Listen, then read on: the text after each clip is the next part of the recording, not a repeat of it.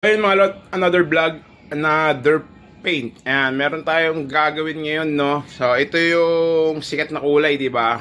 Itong lalabas ko dito sa video ko. Ayan, yan yung mga sikat na kulay. Ayan yung tinatawag na moonlight blue. Ayan, moonlight blue. So, yung kulay na yan mga lot, gagawin natin ngayon yan. Yung kulay na yan. Sana makakuha natin, no? Hindi, pero naka-order na kasi ako ng ganyang kulay. Yung kulay na blue. No, na nag-iitim. So, wag na natin patagalin yung mga lot. Timplay na natin tong kulay na to para maibog ako na agad-agad. So, ito na. So, mga lot, ito yung pintura na gagawin natin ngayon. So, pakita ko sa inyo Ayan. Itong pintura na to mga lot, marami may gusto na itong ganitong kulay. So, ngayon, abangan natin kung ano yung magiging kulay nito at kalalabasan nitong kulay na to. Ayan. Ayan.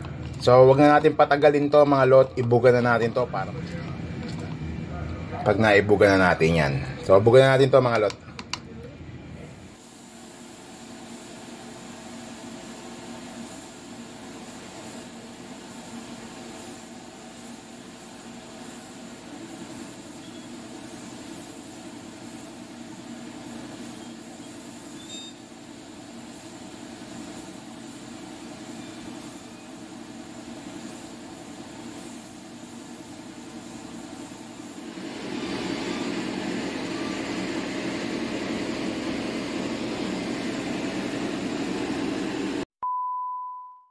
So, yun na mga lot, natapos na natin yung moonlight blue. Ayan, kung makikita nyo, napakaangas talaga ng kulay na yan, di ba?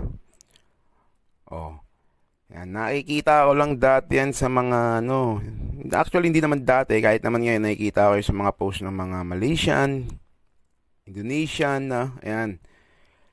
Pero ngayon, nagawa ko na. Ayan, kung mapapansin nyo, napakaangas ng mga kumikinang-kinang, di ba? So, sa mga nagtatanong sa akin kung meron ba akong ganyang kulay ngayon, meron na tayong mga lot. Ayan, kaya yung mga gusto ng ganyang kulay,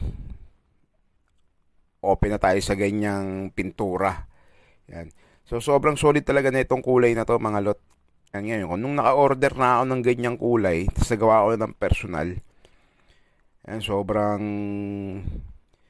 sobrang nagandahan talaga ako. Kahit ako nagandahan. Ayan, sa personal lalo. So, yun mga lot, hindi natin to mabibidyoan nung nakakabit kasi nga, hindi kami nag-abot nung may-ari nito. Ayan, sa susunod na gumawa ulit tayo ng moonlight blue.